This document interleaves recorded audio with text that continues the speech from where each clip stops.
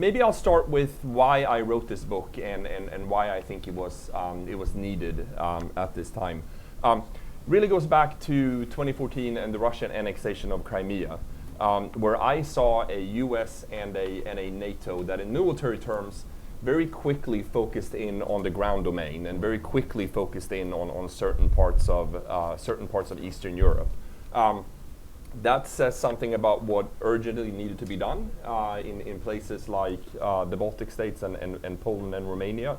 But it also betrays something about where NATO's head was at after 20 years of counterinsurgency and peacekeeping in places like Afghanistan and the Balkans and elsewhere. Very ground-centric, very low intensity type of operations, and the maritime domain was at best a supporting theater rather than something that was central to the alliance. And also at the same time, a lot of direct military friction that we saw between Russia and NATO and continue to see to this day was in the maritime domain. It was not on the ground domain. It was in the maritime domain, and if you include the air domain over the maritime domain, I think we've all heard about the flybys and the submarine hunts or hunts for suspected submarines, not only Sweden and Finland, but the UK and elsewhere. So while everyone was focusing on the ground domain in Eastern Europe, a lot of the friction we actually saw out of the maritime domain.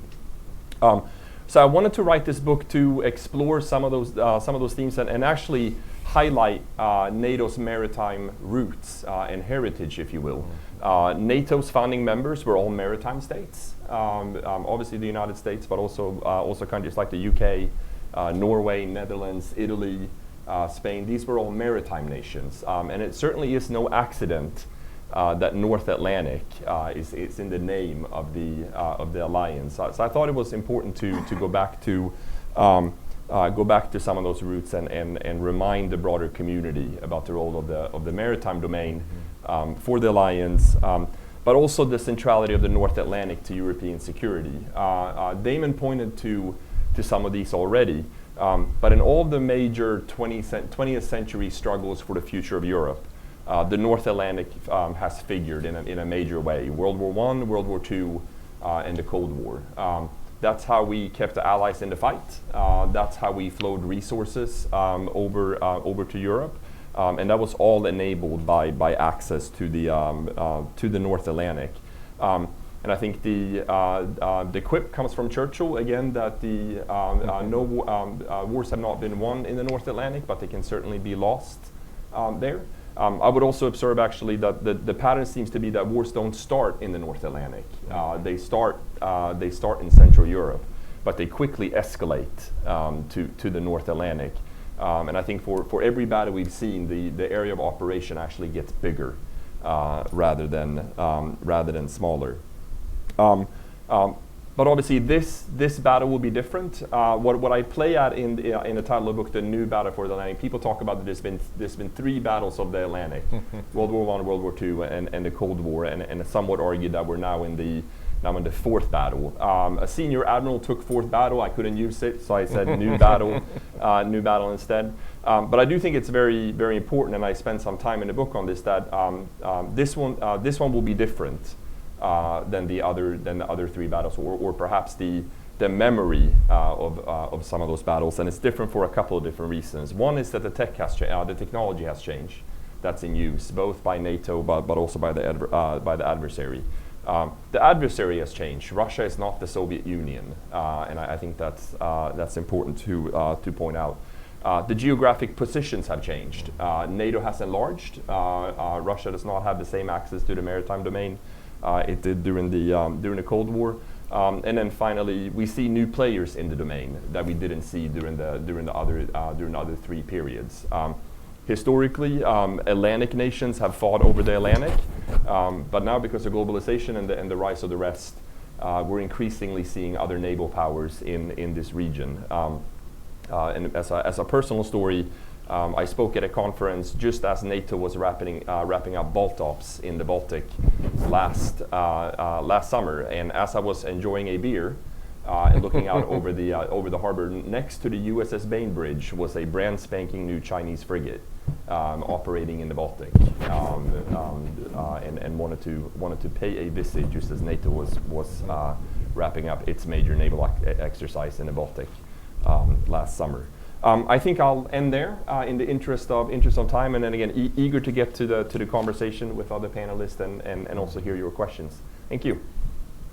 Thanks, Magnus. I've been asked to focus a little bit on the NATO angle here, because I'd agree with you. If we look back to 2014, NATO went straight for the land-centric forces and didn't think, surprisingly, about maritime and air. I think there are a number of reasons for that. One, from a U.S. perspective, we were almost in a reset mode with our Navy, so we didn't have a lot to offer. But I would say one of the things I did do in the Pentagon for some time was the Nordic desk. And I have to give Norway and other countries credit for being early to this game. So this has been really a decade in the making. If I think back to 2008, we were getting non-papers and food for thought papers from our Norwegian colleagues and others pushing for the increased or the renewed importance of the North Atlantic and pointing out the fact that NATO really had treated sort of the North Atlantic as defined by North America, the United States and Canada, as separate from the European Nordic high North Baltic theater, both in terms of planning and command and control and capabilities. So this greater focus on the maritime domain in the North and the North Atlantic, where I would argue even as late as 2016 had been very much focused on the Mediterranean and the South, and then the renewed focus again on deterrence and defense was a decade in the making. Positively, I think it has gone beyond reassurance and deterrence to a real focus on generating and employing a warfighting capability. We're just at the beginning of that, but there have been some examples of a real effort to be on the high-end naval warfighting capability and renewing that, and I'll give those in a second. Also to erase the seams. I already spoke about this seam between the North American theater and the European theater. That, for those who've worked, on the Joint Staff or with U.S. military, there really is this, operational definition of European Command versus Northern Command that causes us real difficulties. And again, some of the changes that have been made by the U.S. and NATO in the last 3 years have really made a difference there. But we also have the seam of NATO allies and non-NATO allies. Again, we found ways to compensate for these varying membership patterns between those who are members of the alliance and those who aren't through bilateral, trilateral, memoranda of understanding and exercises, but it is a reality that exists and makes it very difficult for NATO to have a coherent strategy that truly gets at all these seams. I was asked to talk about the extent to which it was consistent with U.S. goals and priorities, and I'd say we got a little bit lucky that the last National Defense Strategy had this renewed emphasis on great power competition with Russia and China, because what Norway had been calling for some time was suddenly consistent with U.S. national security priorities and a move away from the more expeditionary firefighting to posturing for great power competition. Just give you a couple of brief examples of some of the things we've seen to underpin the points I just made was, the Joint Forces Command Norfolk. Establishing this third Joint Forces Command in the United States really is a sign that we're serious about treating it as one theater. And the fact that there is this link with the U.S. Second Fleet, also commanded by Vice Admiral Lewis, really makes the point that the U.S. Navy will be there. We have a commander who can sustain combat operations across the Atlantic, who can control forces even when they move north of Greenland. And there's a C2 structure in place that's going to that transcend this geographic boundary between the eastern and the western Atlantic. Secondly, exercises. I think we were talking about Trident Juncture in the prep room, and how we had a U.S. carrier strike group operating there up across the Arctic Circle and in the Norwegian Sea, and we used Iceland as a staging area, and we had Finnish and Swedish forces included in that exercise. The U.S. and Canada now are heading up NATO's standing maritime task groups. and those are part of the Very High Readiness Task Force and the NATO Response Force. There's a real opportunity here to demonstrate how we create that throughput from the North Atlantic up through Europe. And again, Vice Admiral Lewis has got the command all the way through. Still a lot of work to be done. I'll point to two, and then I'll hand it over to Steve. One, for me, when we talk about this area, even within Europe, different member states talk about it in different ways. So the Norwegians often say high north, and they very much focus on the Barents, the Kola Peninsula, and things above the Greenland, Iceland, UK gap. If you talk to the Danes, primarily the Danes, they're very much focused on GI-UK gap, as are the Brits, and to some extent the US because of our bilateral defense agreement to look after Greenland. You talk to Canada and the US, again, it's the North Atlantic up through Greenland. And then if you talk to yet other countries, it's the Arctic, and it's not a military mission at all. So NATO has to come up with a coherent definition for how they approach the North Atlantic, the North, the High North, the Arctic writ large, and who has lead responsibility. Is it a nation, or is it a group of nations? Or is it NATO as such? And that brings me to the second vulnerability. I really think that we're seeing this regionalization of NATO, which on the one hand is very positive because we have the ability through this regionalization to bridge some of these seams through arrangements like NORDEFCO and Northern Group and cooperation with the European Union. But on the other hand, what does that say about what we're doing in the Mediterranean or the Black Sea or the Baltic Sea for that matter? You'll notice I haven't even talked about that because I do think, and Magnus, I'd be interested to hear how you handled it in the book, that is a very different theater in terms of requirements. It's not open blue water. It's very shallow. It's very contested. It's a completely different set of capabilities. So for me, when I think about NATO going forward, we've made a lot of progress in terms of command and control, but we have a lot of work to do at sort of the strategic and planning level to make sure that goal of one theater truly is the approach that the alliance is taking. Okay, thank you very much.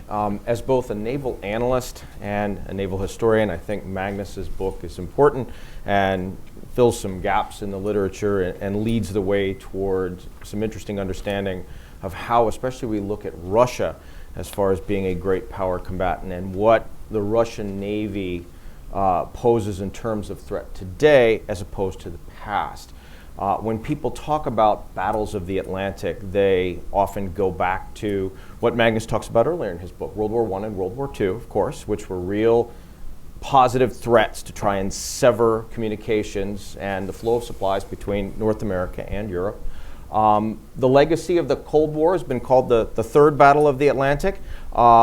People argue about what that outcome would have been like and what the Soviet Union had intended. A lot of the research suggests that interruption of commerce was further down the list on Soviet priorities, that they were interested in defending their ballistic missile submarine bastions that are located up in the Barents Sea. They were interested in stopping U.S. carrier battle groups and other threats to the then Soviet homeland. And finally, they were going to support the missions of the Soviet Army. But as our other panelists have pointed out, Russia is not the Soviet Union. It is a different place. It's driven by some different strategic goals, but some of them are very similar. And it's useful to try and understand it from Russia's purposes. What does Russia want to accomplish? Not necessarily how we might mirror image what we think the Russians are going to do based on the capabilities that they field. As Magnus pointed out, too, technology has changed somewhat in the intervening almost 30 years since the end of the Cold War. When we thought about the Soviet submarine threat, there were certainly Soviet cruise missile submarines at that time, but there was a concern that the Soviet Navy was going to come south, they were going to interrupt commerce, they were going to attack NATO maritime units as well. That was well defined in the literature. The Russian Navy is, to start with, much, much smaller. The Russian Navy submarine fleet is about 1/5 the size of the Soviet fleet.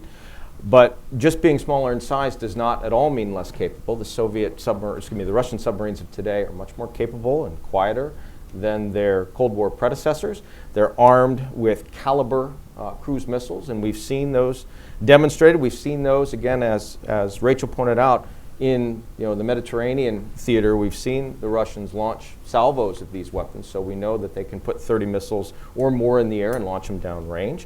And Russian submarines, I keep saying Soviet, Russian submarines come to sea with these weapons. So when you look at your average Russian submarine coming to sea, that ship may not be coming south to attack commerce. It could have multiple other different missions. It can hold ports on both sides of the Atlantic as hostage. It can attack naval units. It can attack commerce as well. You have to think of the Russian nuclear submarine today as really as a capital ship in its own right. And there is one World War II example, I think, that works here, and that is the Bismarck. Now you might say, oh, well, the Bismarck was sunk. Well, think of a submersible Bismarck that can come into the North Atlantic and disappear much more effectively than would its surface ship counterpart from the past. The British expended lots and lots of effort hunting down Bismarck. They had multiple battle groups and aviation units trying to search up and locate the ship.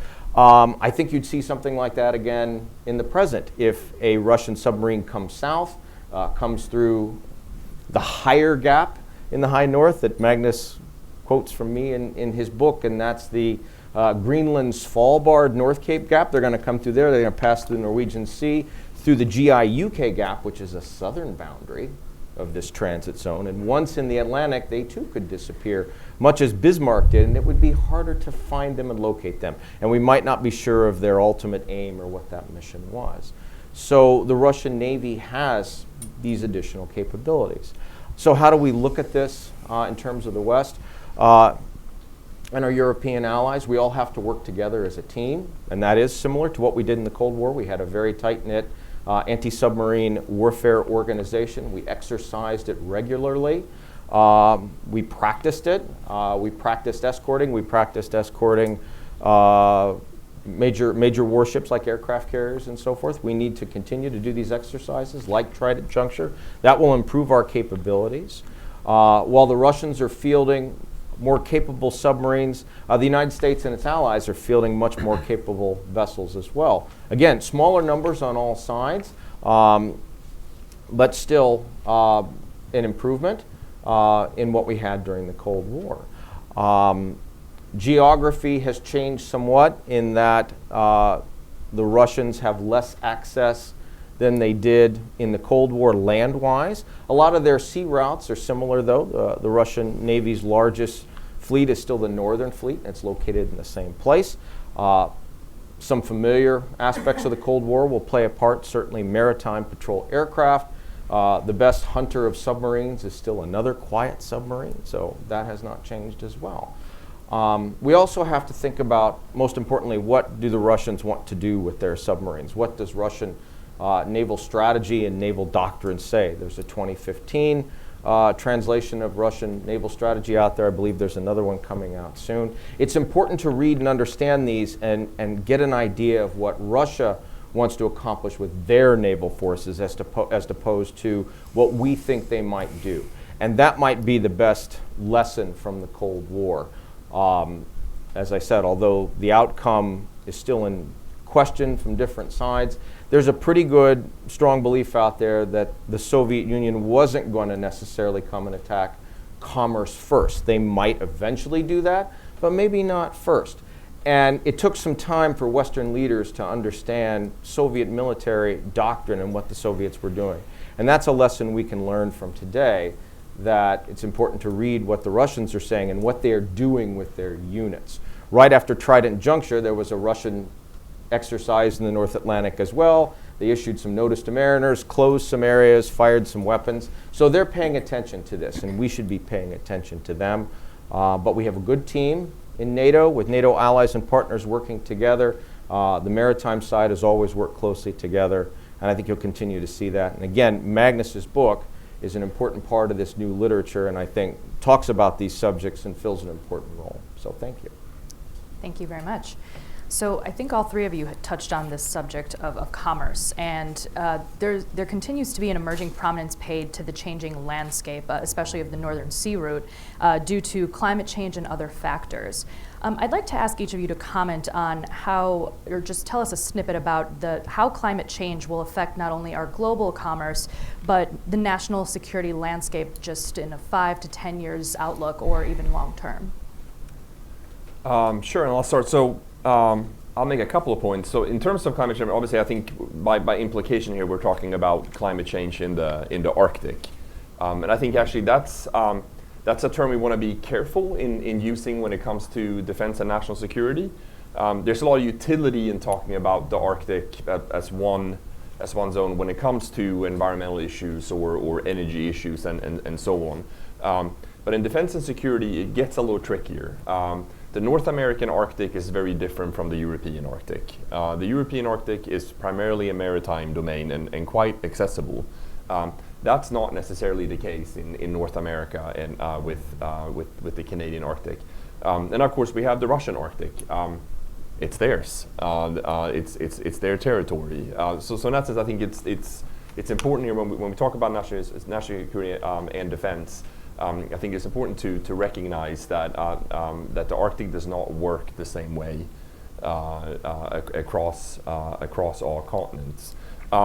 There's some practical challenges with climate change. For example, open sources suggest that we have to recalibrate sonars and actually go and do a lot of research in the high north to figure out how the water column works with new temperatures.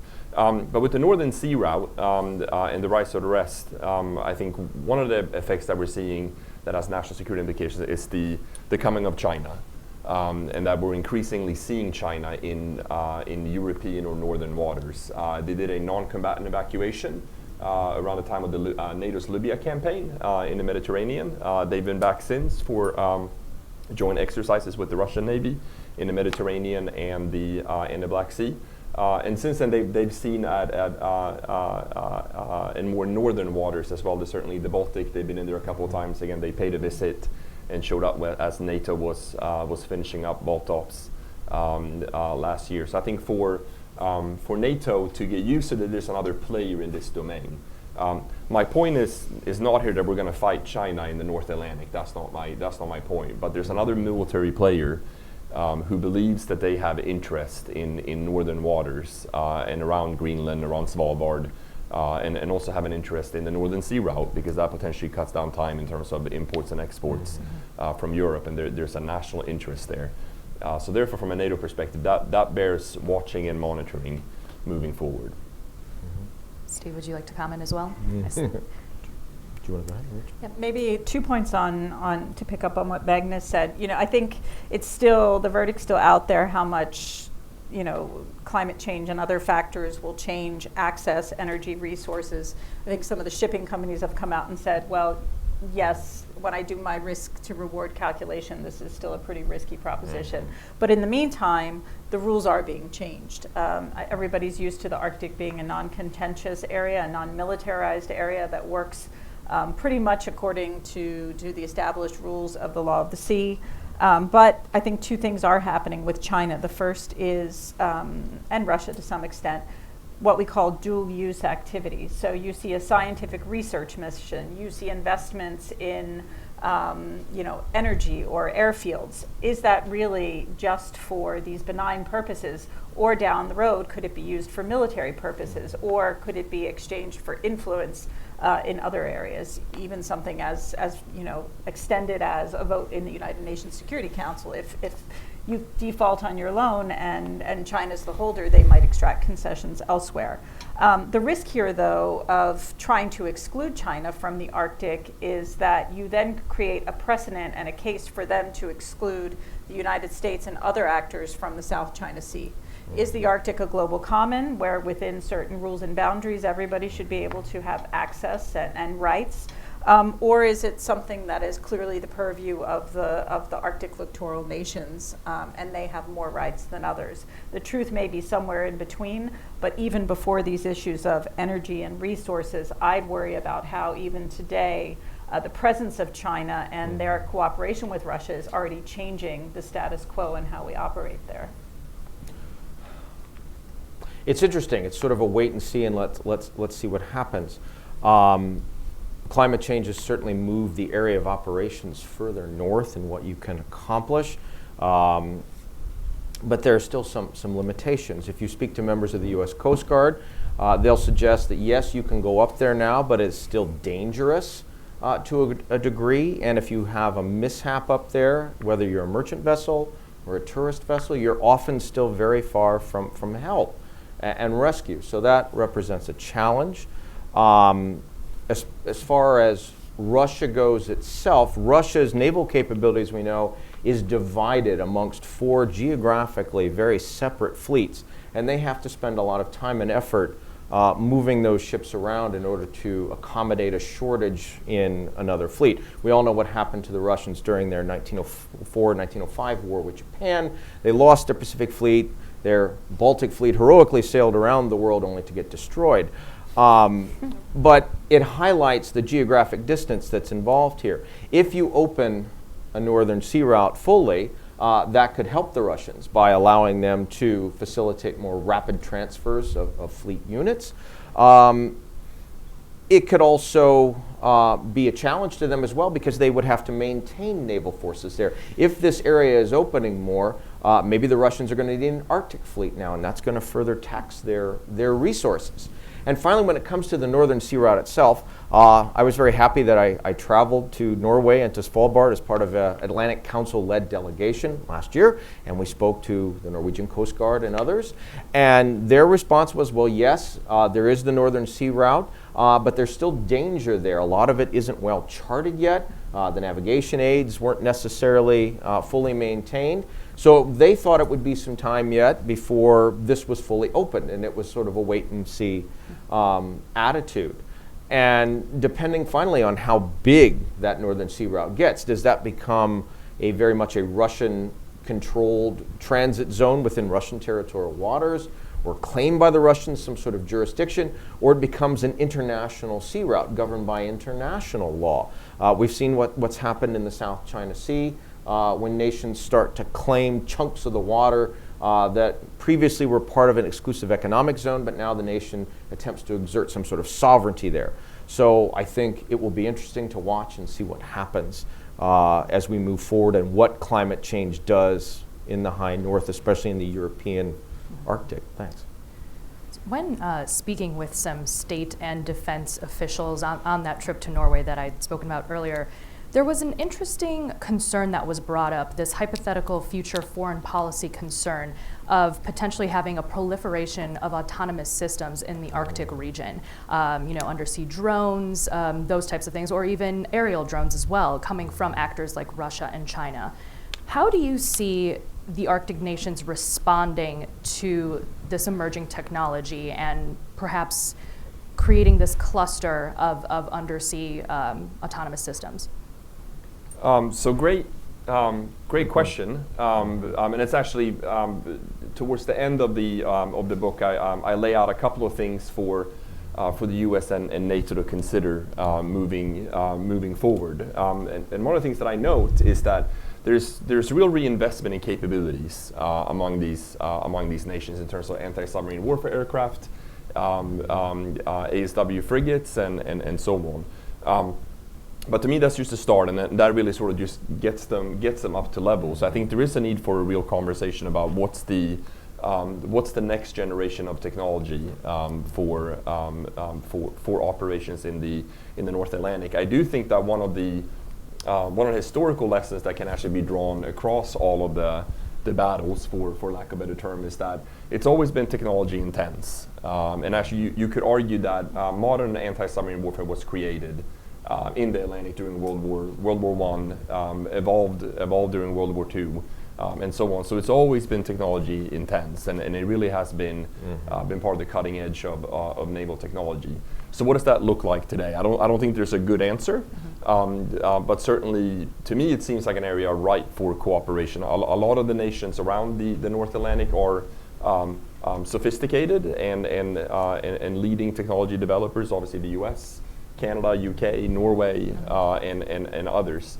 So to me, it's an obvious field for thought and collaboration. Although at this point, like I said, I think we are reaching level or sort of restoring capabilities, which is a great first step needed. But I haven't seen all that much yet on so what's the next step and how do we use, can we use big data for ASW? Can we use unmanned systems for domain awareness and so on? So I think you've touched on a part of a to-do list that's pretty important. Rachel or Steve? I don't really have much to add. I mean, I think they're right to point it out. It's a developing area, and as Magnus said, it really is an area that could get around some of the access and operational problems we have with operating that far north. I mean, if you take the example of Greenland, where we really need the sensors to track the subs is along the east coast, but nobody's there. So, maybe if we had drones or undersea systems, that would get around some of the access problems. But again, I think right now we're still investing in yesterday's capabilities, where a lot of countries got rid of their P3s and their maritime patrol aircraft, and they're like, oh, well, that was a really bad idea. So we're just trying to get back up to where we were maybe 20, 30 years ago. These kind of conflicts like the Cold War and certainly World War II, breed new systems like that. At the outset of the Cold War itself, you can go back into CNA's library and read back in 1948, where there was great concern about the German Type 21 submarine, and that the design of this had been captured by the Soviets at the end of World War II, and that this boat might be a real threat within the Atlantic sea lane. So people were thinking about new technology at the outset of the Cold War. We're doing that again today. Some of this matured, some of this early unmanned stuff matured during the late Cold War. At the end of the Cold War, you had the Captor remote mine that if a submarine emitting a certain frequency came by, it would launch an anti-submarine torpedo at it, essentially an unmanned weapons system that had weapons release authority depending on the magnetic or acoustic signature of an enemy submarine. We had the SOSUS nets of unmanned sensors sitting in across the Atlantic and other places. So I think you'll start to see this develop again as it historically did at the beginning and throughout the Cold War. So you'll see these systems come into play, I'm sure. Can I add one more point? I mean, and this goes back to Steve's point about sort of getting the challenge right, and what are we actually facing? Because that will obviously influence and inform the kind of technologies that we need. And I do think there is a perhaps understandable naval instinct to, let's call it, let's sink the sub, right? And it's sort of, that's what ASW is about, and that's what we're here to do. But perhaps just effective can be to actually prevent the submarine from accomplishing its missions, right? So you can either push them away from their operations, or in this case, if the challenge is that Russian submarines brings long-range cruise missile strikes on short notice, then something to look at as part of the solution is cruise missile defense ashore, and that should be part of the solution as well. So again, one should not start with technology. One should start, what is the challenge? What are we trying to solve? And then what technology do we leverage to do that? Switch to Russian hostilities, which is obviously a theme here because they are the two neighboring countries here. They've had a fluctuating relationship, so to say, for decades. The Coast Guard forces work together, the fisheries work together, but still it's been tough to share that border, and Norway has increasingly been concerned if they're going to have a Crimea situation. But in today's geopolitical world and landscape there, and as Russia continues to use the Barents Sea and the Kola Peninsula for testing ground, in your opinion, should Norway ever take a tougher stance with Russia, or should they simply continue to coexist the way that they're going? So great question. I mean, I do think that this is one of those issues where geography really matters. And if you are a superpower far removed and have a big Atlantic and a big Pacific, they may not matter as much as they did in 1776. But nevertheless, it does give some distance. It does give some defense or standoff. But if you're a Norway or a Finland, Russia is where Russia is. without revealing person or country, at some point an official from one of those countries said, well, you know, the Russians are really like brothers to us. And I sort of said, well, what do you mean they're brothers? And he goes, well, because you can't pick your family. So I guess I don't think he meant to indicate that that they considered they said Russian family, but nevertheless, you can't pick who your neighbors are. So rather than that there's an ultimate solution to this, or that countries like Norway or Finland can completely dispense with their relationship with Russia, it is an ever ongoing balance for some of these countries, and I think it's actually an asset for the United States since they engage with these countries on a day-to-day basis. They watch them on a day-to-day basis. I think they have another granular feel for what goes on in Russia in ways that are difficult for us that come from further away to understand. So in that sense, I think countries like Norway are actually an asset to us here in the U.S. Rather than it's a problem that they have an ongoing relationship. I think a similar point that you made earlier was about, you know, the Russian Arctic. It's theirs. To them, it is homeland defense in the first instance. I think they have the biggest number of citizens living in the Arctic. And a large part of their economy depends on it. So in our response, we need to sort of think about how we'd react if people started to constrain our access to something where we had U.S. citizens living and we had real economic interests. So when we assess these capabilities at CSIS, we look to see what is defensive and what is offensive, and then try not to make the situation worse by overblowing that. Norway is a member of the NATO alliance, and it configures its military forces to support specific alliance missions that it's agreed to take on. As, you know, a number of alliance nations do this. They're not 100% capable across the board in all capabilities, but they fit where they've historically put themselves, where the alliance has put them, etc. So Norway's well positioned to be where it, I mean, geographically it's where it is, and if you're in Kirkenes, you have a really good idea of what your Russian friends are doing, and you interact with them very closely. I'm not sure if Norway needs to get necessarily a bigger naval force or do a lot different. I agree from what other people said that Russia is known as a benign actor up there. They participate in all the activities of fisheries and search and rescue, etc. So it's hard to come down on them. And you do gain a lot from observing your challengers' operations and what they do.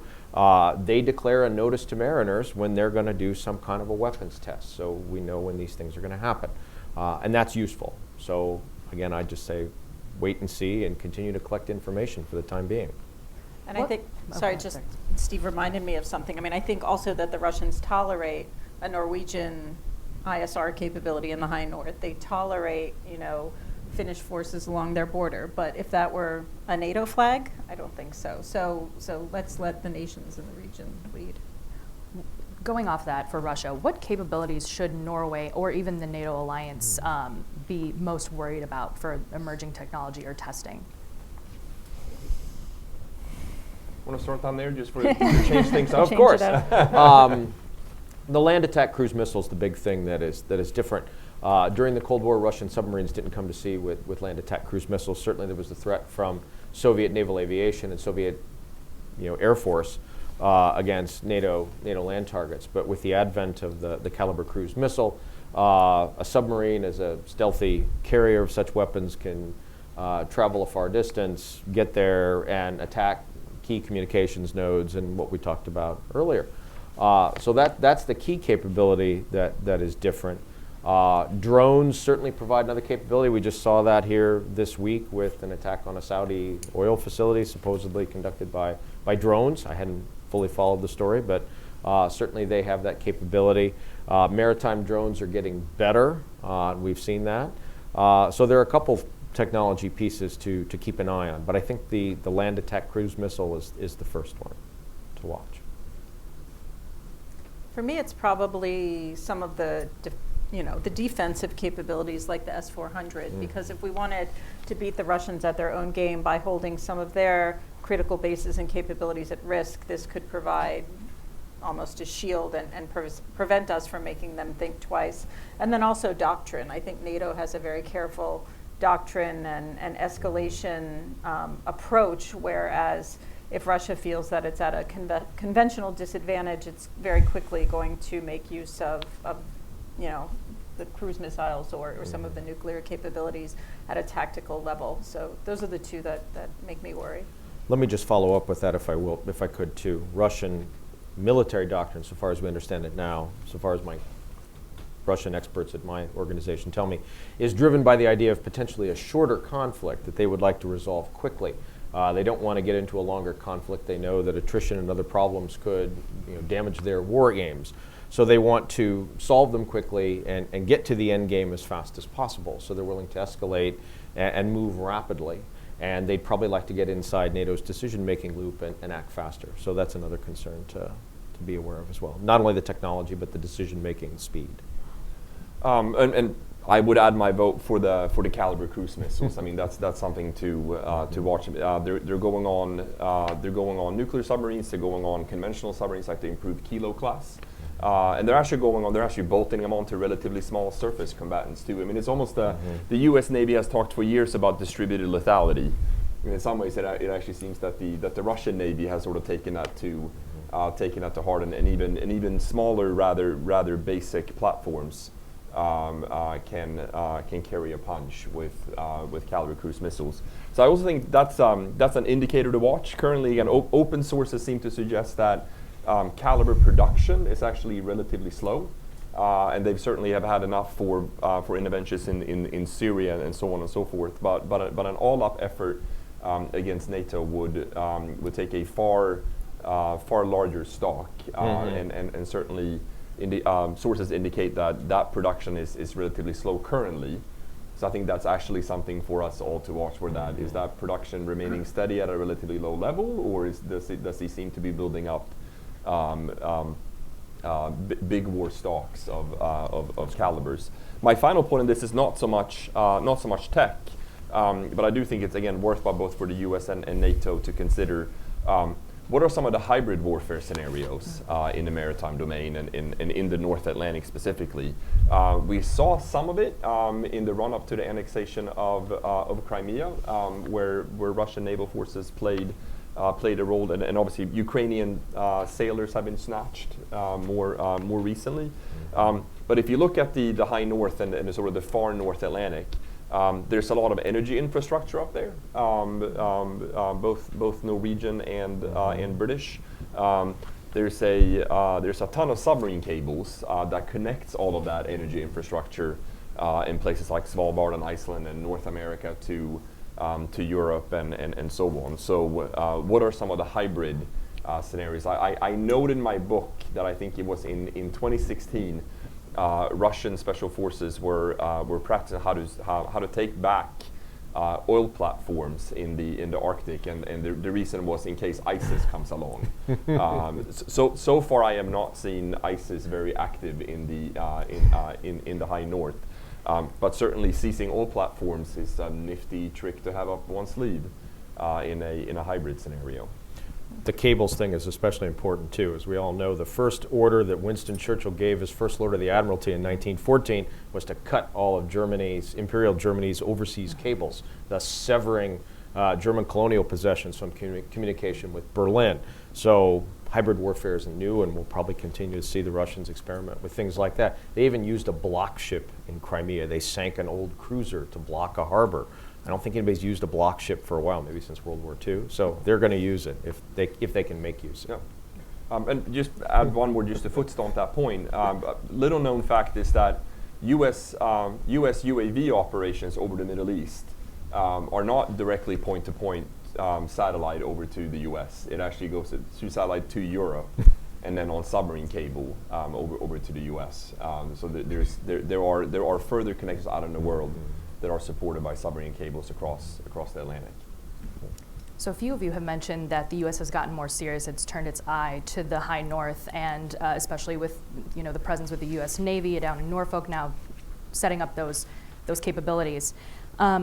Speaking of that trip that I had mentioned earlier, I had talked to a naval commander at the time, and I had asked him if joint patrols with the U.S. or additional freedom of navigation patrols would be that tough message that, to send to Russia, if that's something that Norway needed.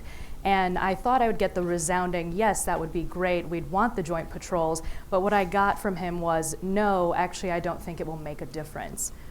Why do you believe that that would have been his response, or why would Norway just think that an additional presence wouldn't really make a difference to Russia? Well, if you want to start down here with me, I'll do that. As we've heard before, Russia is not a negative actor in the high north. They follow the rules about fisheries and pollution and search and rescue. So if you invite the United States and other NATO allies up there on a more regular, muscular basis, there's a potential to disrupt that good relationship. And why would you want to disrupt that good relationship? So it's useful, from what I understand, to let some of our NATO allies kind of gauge this and let us know when they need help. I think some of the exercises we do are welcome, like Trident Juncture was certainly welcomed.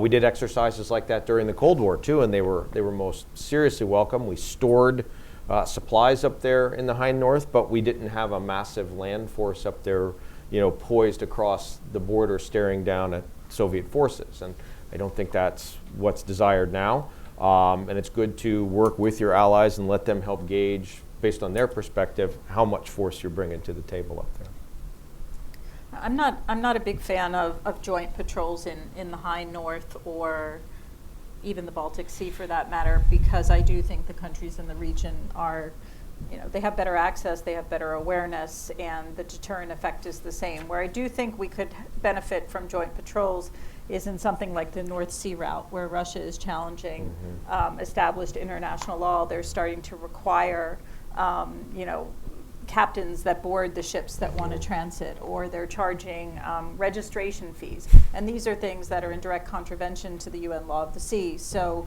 in my view, the US going up there and conducting a freedom of navigation operation, or whatever you want to call it, is just too easy to make it a US-Russia conflict. If we could do that together with the Canadians or any number of allies, it's more of an international grouping that says, hey, this is the way it's always worked. These are the established laws. We're recognizing you're trying to change it by default, and we object.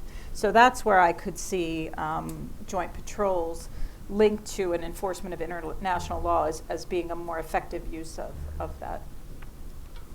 I think another big difference is, unlike the South China Sea, in terms of the maritime space, it's relatively settled. There's relatively few arguments about what belongs to whom, in terms of what's Norwegian, what's Icelandic, what belongs to Denmark and Greenland, and so forth. So there's less sort of direct argument, I think, and therefore less need for freedom of navigation exercises in that region. Now, what I do think what we're seeing, and it's worth keeping an eye on, is actually what's happening on dry land and various attempts to gain a foothold in places like Svalbard, Greenland, Iceland. Fun factoid is actually one of China's largest embassies abroad is actually in Reykjavik, in Iceland, of all things. So if you ever travel to Reykjavik, the China's actually is a huge imposing embassy in the middle of town. And we've also seen examples in Svalbard of scientific projects from China being turned down because there was a belief that there was an intelligence gathering effort associated with it, and Chinese companies being denied the opportunity to bid on airfield renovations in Greenland. And again, over concerns that it would present a foothold for Chinese state interests. So here actually we may actually want to look at sort of dry land rather than what's going on at sea and what's being done to gain a foothold. If you ever have it's striking. If you ever have an opportunity to go up to Svalbard, which belongs to Norway, but there's international access up there, what is striking is actually how civilized it is. There's a little school, there's a little daycare center. There's Wi-Fi and it actually works pretty well. There's cell phone coverage.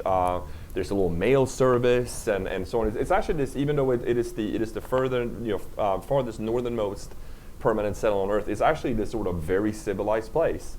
And I think The Norwegians are not spending the money on that just because they're sort of nice social democrats. But the point is that this is Norwegian, and they manage this place, and they deliver the mail, and they do the law enforcement, and so on. And while all citizens of all signatories to the Svalbard Treaty get to work up there and get to do research up there, make no mistake, Norway runs Svalbard, and that's why they invest this money and have all these social services and infrastructure available. So there is no argument about who provides that up there.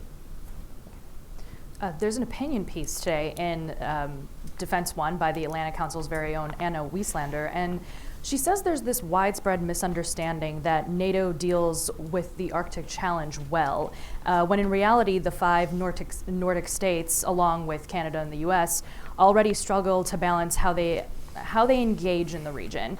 And she argues for a more cohesive attention paid from NATO. Where do we see deficiencies in maritime defense or just overall defense in the region that NATO should turn its attention toward? So her article is about the High North or the Arctic in particular? The High North. I mean, I think I would slightly disagree with that. I think, NATO does have a very, they have, at least since 2016 and the Warsaw Summit, there were a whole suite of measures put in place and capability decisions set and train that responded to the security challenges in the High North. And again, it's a combination of the national capabilities that individual countries like Norway already have in place, plus things that can be supplemented by the alliance. Where I do think there's a difference, and even an absence of NATO, is in the Arctic. And I think that's intentional, first and foremost, because it is a non-militarized region, and most of the countries in the region want to keep it exactly that way. And then, you again have this awkwardness where Sweden and Finland are not members of the alliance. So to then impose a NATO approach on the Arctic is difficult. So I think NATO knows what it's doing in terms of the North Atlantic and the High North, but in the Arctic, I think we're still looking at something that's grounded in international law or the activities of individual nations or groups of nations.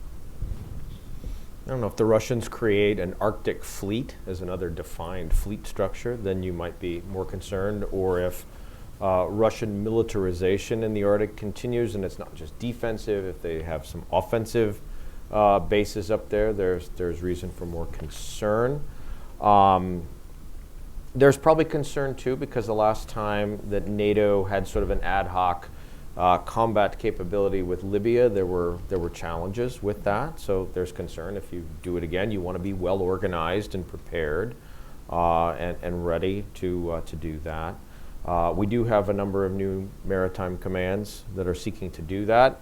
There's probably still some coordination needed. You have a number of fleets and maritime groups that are there that you need to coordinate. You have JFC Norfolk, 2nd Fleet, NATO MARCOM. There's a new NATO German Baltic Command standing up this year. There's various NATO high readiness maritime headquarters forces that contribute forces and headquarters. So thinking about putting all those together in a coherent response and how that applies to the Arctic, which used to be the preserve of the underwater fleet primarily. But if climate change continues to go the way it's been, it may open more possibilities, so we'll have to see. So my only comment is sort of even though it may seem like from the outside that NATO is a well-oiled machine, sort of never, rarely is it are things taken so directly in NATO. And I think actually talking about the North Atlantic rather than the Arctic is actually a way to sort of get off that obstacle that the Arctic presented within NATO. There were some allies who didn't want to discuss it at all because it was a major national priority and they didn't want all these other countries involved. Others are concerned about the militarization of the Arctic. So to sort of relabel it, a North Atlantic security issue, actually managed to get the line sort of off that obstacle that it was stuck on, and you could move on with command structures and strategy and so on.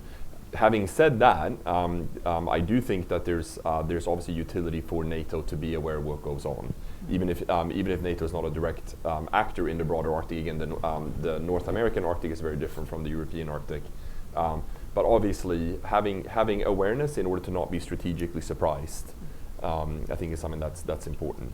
Are there any specific analogies for what some NATO member states may have done on land that could be applied to the maritime domain?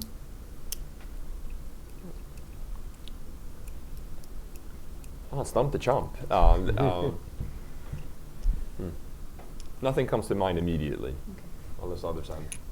I don't quite understand the question, unfortunately. If there have been a position of forces or things that could be, especially with the hostilities from Russia. Well, for example, you have some small ground forces deployed to the Baltic. There's a Canadian brigade. I'm a little dated. I forget if they're still there or they're rotating, whatever. But there are small forces that are deployed to regions as a deterrent, a tripwire, an interest, whatever. NATO does field the NATO standing maritime groups. There are 4 of those, 2 mine warfare and 2 surface warfare groups. The surface warfare groups have frigates. These groups get out and about and have deployed in multiple places. The mine warfare groups go to the Baltic each year and look for legacy mines. The frigate groups have traveled far and wide. They fought piracy off Somalia at one point too. So you might use NATO standing maritime groups that have a history of going to places in a somewhat benign format or fashion and deploy them as a presence for certain periods. If you get enough interest in a certain area, you can rotate with others. In the case of Somalia piracy, you had a rotation between the European Atalanta force and NATO to conduct counter-piracy. They would do turnover operations between the two. So there is potential for that in the maritime world with smaller groups of warships to do smaller tasks. I mean, I think the things like the standing NATO maritime groups are integrated into the NATO response force. So they're sort of the maritime equivalent of the enhanced forward presence that I think you mentioned, the Canadians who are in the Baltic states. So Yes. I think they're trying to replicate that reinforcement. And then NATO has also picked up the bill, for example, for the P-8 hangar in Iceland. So a lot of the things that are done, again, under a national, regional, bilateral, trilateral framework are then deemed also appropriate for filling NATO contingency plans or force structure needs, and then they're brought into that. So whereas the United States originally paid for that hangar using the EDI funding from Congress, that's now been backfilled using NATO common funds. So I think that's been the pattern of cooperation. You have a group of like-minded nations, and then NATO sort of slowly follows along in its plodding way. So I'd like to take this time to open it up to audience questions. Can I stand up? No. I'm Ron O'Rourke. I'm It is a the little cold. Naval Issues Analyst at the Congressional Research Service. And first of all, thanks for holding the event. Great opening remarks and good follow-on comments as well. I've been covering these issues from the Cold War right straight through to the present. There was a question a little while ago about what technologies or vulnerabilities we should be worried about. I don't disagree with any of the answers. I think we should add cyber into that. The Russians are not any slouches on that. That's a new element of naval warfare, just as it is for many aspects of warfare and society at large. There was a mention about the Russians playing nicely in the Arctic in terms of obeying international law, and that's true in the main, but if there's an exception to that, it's the Northern Sea Route, and their claims that those are internal waters. That was a dormant issue for a long time. The Russians activated it last March by announcing their intent to impose these new regulations, and it was only late last week that they actually militarily boarded a ship that they argued was violating those. So that issue is no longer dormant, it is active.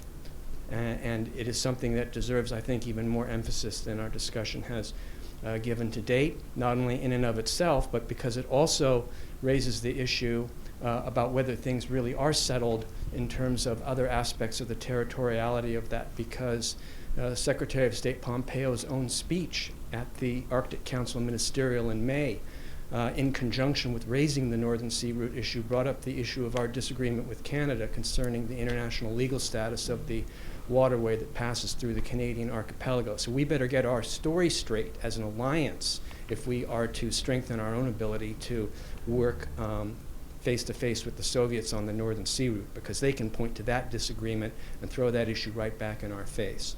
But the one point that I do want to end with, and which is the most important one I want to make, is that We talked about what's different now compared to the past, that it's Russia, not the Soviet Union, that there's new technologies, the geographic situation is a little bit different, the ice is diminishing up in the Arctic. All that is true.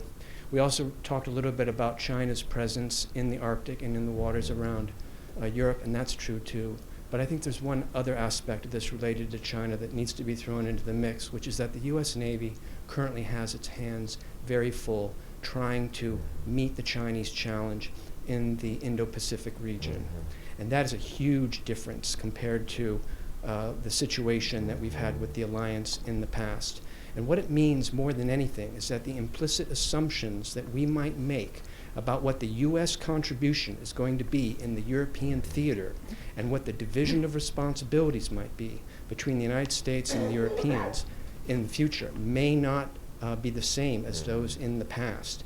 In the past, we've asked the Europeans to do more militarily in the European theater, including in the naval arena, mostly out of a burden sharing and a sense of equity argument, and those arguments are still there. But there's a new argument there that I think is enormously important to our discussion in this room, which is that the U.S. Navy has plans to expand its capabilities, but it has finite resources. It has put its emphasis on China and the Pacific. It may only be able to do so much. And so when the United States comes to its NATO allies and asks them to do more in the European theater, that's not just a burden sharing argument anymore. We really need their help. And so I think a key part of our discussion in moving forward with renewing our emphasis on the maritime situation in Europe is that we need the Europeans to do more, and not just out of a sense of equity, but because we've got our hands full in the Western Pacific, and we really need the Europeans to do more because we are just not going to be able necessarily to be there in the same way, to the same percentage of the total effort as has been true in the past. Does anybody want to add? I'll just I think you saw me nodding. I completely agree with that. And indeed, in the book, it's another thing that I actually point out of what is different. That there is now this specific theater, and the U.S. Navy is stretched. So the force arrangements will not be the same as during the Cold War. So yeah, I can just agree with you. And I think there's some need for some innovating thinking about what that operational burden sharing should look like, and what the Europeans can bring to the table. And again, it's not only a fairness argument; it is a real world. It's an argument of necessity. Right, indeed. Yes, I can only agree. I think I saw a hand go up over there. I'm Bill Hughes. I'm a retired Navy officer. If it weren't for global warming, would we be having this discussion, or is it all being driven, do you feel, by global warming? And the availability now of new sea routes and things like that. No, we still would be having this conversation because it's about a resurgent Russia under Vladimir Putin, who seeks to alter the world order in its favor. So we would be having this. In this context, global warming further complicates matters, but this is about challenges to the U.S.-led world order. And in terms of China, it's also about a growing China. As they grow, they need more access to rare earth minerals and resources, energy, and a lot of that, they hope, is in the Arctic. Climate change or no? One last question.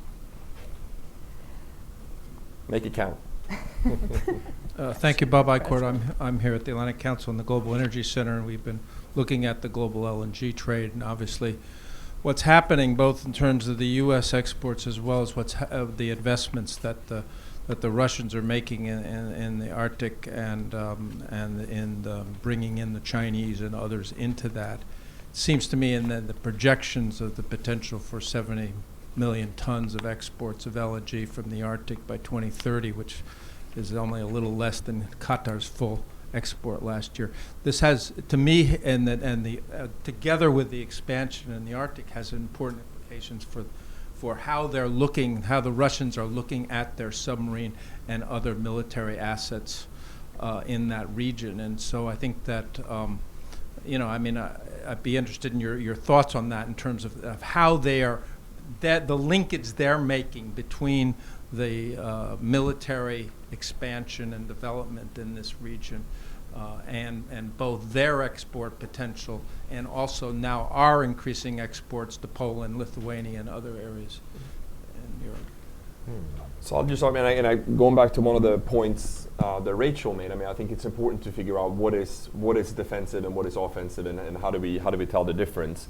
So in some ways, let's not get hysterical about what the Russians are doing in the Arctic. I think a lot of times, if you're looking at the infrastructure they're putting in, a lot of that is simply replacing what they had during the Cold War. It is not necessarily new construction as much as that replacing what has crumbled since Soviet days. And then I think it's fair to acknowledge that something like 25% of Russia's GDP comes out of the Arctic. If a quarter of my GDP came out, I would be interested too. And then again, I think it's been mentioned a couple of times, that part of the world is a forbidding place to operate. Not even in Russia can Putin force people to move to the Arctic, but he can tell the military to go there and operate. So they provide the search and rescue resources. They provide the domain awareness and so on. So in that sense, I think it's important to keep that perspective. There's a big energy / economic interest here for Russia that could even be considered legitimate. But then, how do you make a difference between what is legitimate national activity in support of your economy, and then what is more weighted towards offensive operations offensive operations against NATO in a crisis? So, to wrap this up, this is clearly an area to watch especially from a national security standpoint. And Magnus, congratulations once again on the book, and thank you all for this very fruitful discussion. Thank you.